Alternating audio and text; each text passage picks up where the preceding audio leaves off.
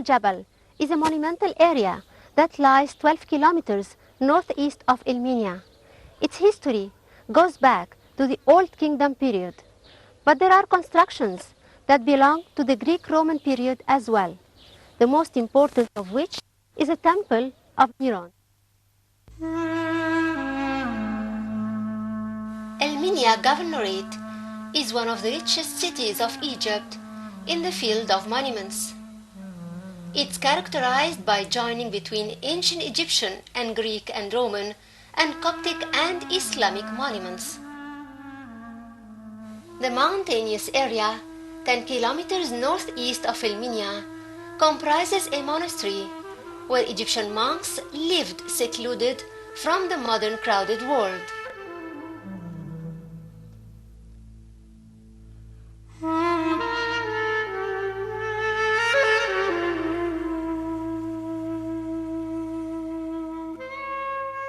Few kilometers to the east lies the cemeteries of the buried city of Tehnal Jabal.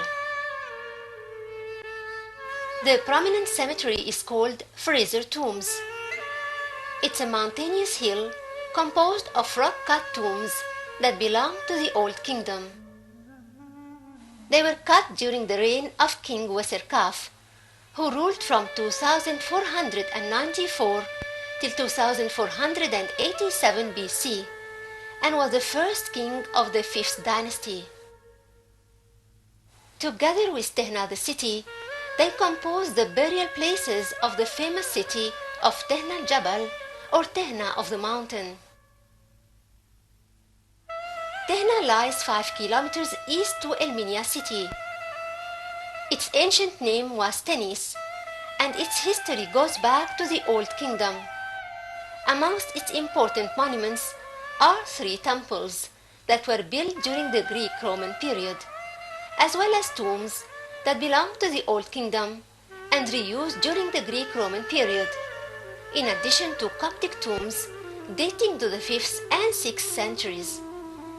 In 1893, Fraser discovered the names of King Mycerinus or Menkaure Ra, the owner of the 3rd pyramid of Giza, and King Weserkaf inside these tombs. Tehnal Jabal is composed mainly of ruins of a Ptolemaic city that is still under excavation. The city is almost 2,000 years old. None of the excavated areas could be seen, as the exploring mission refilled the discovered places with sand and rubble in 1983, and the fillings took place inside the walls and the buildings to protect them until their excavation work is resumed. Walking above the buried city would be walking 30 meters higher than. The walls of the ancient city were quite high, that they reached almost 6 stories. They were the ancient Egyptians who had constructed brick buildings here, followed by the Greeks, then the Romans, then the Coptics. The tops of the rooms of the buildings could be seen, as well as a Nilometer.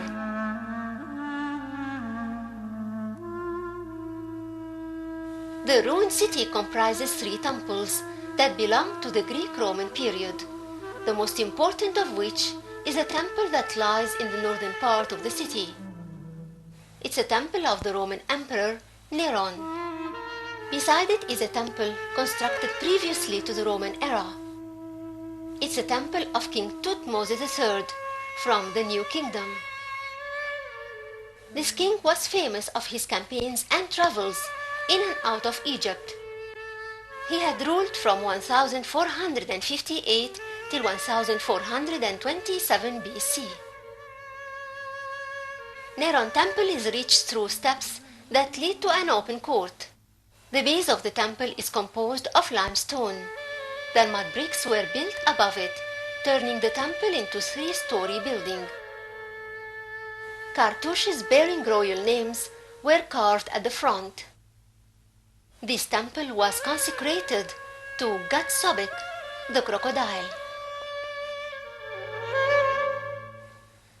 Sobek is one of the most important ancient Egyptian deities that was worshipped in the shape of a crocodile since the prehistoric ages. According to his nature, he was a god of water and the lord of the marshes where he dwells. His cult started in El Fayoum since the first dynasty and was mentioned in the pyramids texts as a son of goddess Nit. During the 12th dynasty, his chapels were widespread in many places, but basically in Old Chedet or the recent Fayoum, which was the residence of the kings of the 12th dynasty. The second center of Sobek's cult was in Komombo in Upper Egypt, where he and his wife Hathor and their son Khonso shared the temple with god Horus and his family there. Sobek's cult continued throughout different ages until the Greek-Roman period. His temples included lakes and ponds filled with water for his living, and after his death, he was mummified. He was pictured either in his complete form of a crocodile or in the form of a human body with a crocodile's head, topped with 2 feathers and 2 bull's horns, in the middle of which is a sun disk. The festivals list in Komombo mentions god Sobek's festivities to be celebrated in the 2nd day of the 2nd month of the flood season, and in the 1st day of Tuba month, that was a day when his enemies surrendered to him.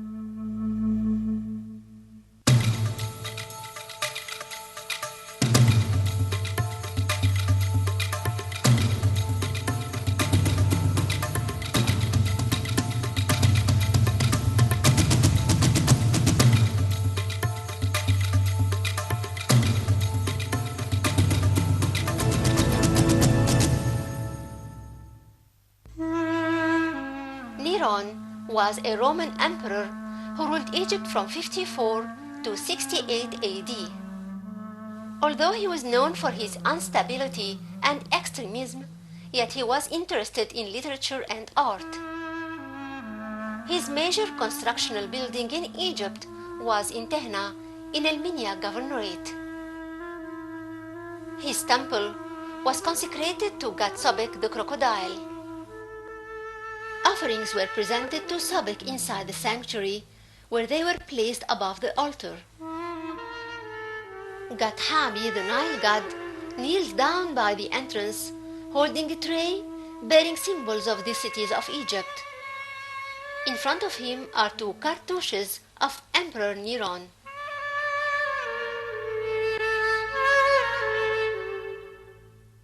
Just like the ancient Egyptian temples, a special room was built for the burials of the crocodile mummies. 2 of them were found in Neron temple. The birth chamber of Neron is similar to any mummizi found in a temple where a triad was worshipped.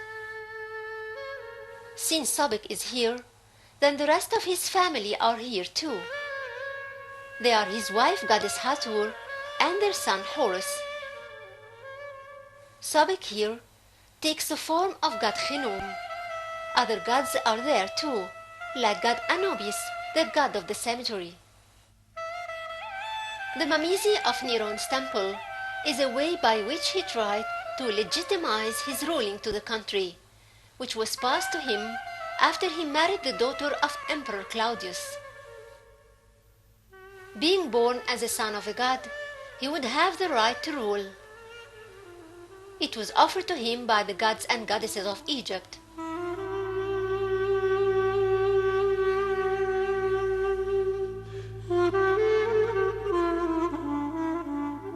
Today, the local Berrin women believe that if they pass through an aisle around here, they will be able to conceive and have children. They do that on Fridays, which is a weekly holiday in Egypt.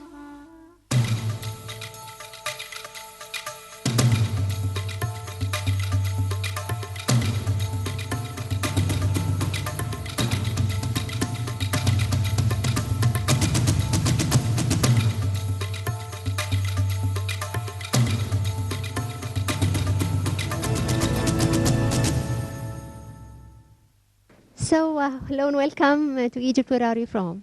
I'm from France. Have you been to Egypt before? No, it's my first time. What have you seen so far? I have seen Cairo and Aswan, and I arrived in Luxor yesterday evening. Okay, what about Luxor? What have you seen in Luxor? For the moment, I've seen New Gorna, the village by Hassan Fati, and I arrived here in the West Bank, big complex of temples, and it's my first temple, Habu Temple. How temple? Yeah, Yeah, that's right. that's what I know. Okay, what's your impression about Habu Temple, for example? It's very huge. It's amazing because the space for me is very important. I'm an architect, so I don't look much about the science. Stories. The stories, yeah, I don't understand it much, but I'm really impressed by the space, the columns and the composition, and it's difficult to imagine how it was before, but it's already impressive to see it now. Well, actually, before it was colored and totally finished with ceilings and everything. But when you think that all this work was done by hands thousands of years ago, what's your opinion about that? Oh, it must have been a great time. A very, very long work. From an architect point of view, you can see that these buildings are still existing in a very good condition till today. What do you say about? That's a great job. A great. Well, it has been done very well. If it remains still today. Well, I think it's difficult to keep it in good state, because It's an open air. yeah, it's you can either conserve it and it doesn't have the same spirit as it had, or you can let it be like it is, and little by little it will be destroyed, but it still keeps the spirit. All right. So you think that they need to be more preserved than being kept in No, open air? I don't think it needs to be more preserved. Okay. I think it's alright like this. It's all right like that. Yeah, maybe the stones themselves, they don't need anything. They're the witness of the time passing by. But maybe uh, the the environment around the temples should be preserved, like less mass tourism, with less buses and less trash on the streets. So I think Egyptian people are very nice, and tourism is sometimes one side is good, one side is bad. Yeah. So it would be good for Egypt to have a more sustainable tourism from now. Yeah, we also hope so. Thank you so much for our guest from France today. Thank you, and I hope that you enjoy the rest of your tours in Egypt. Of course, thank you.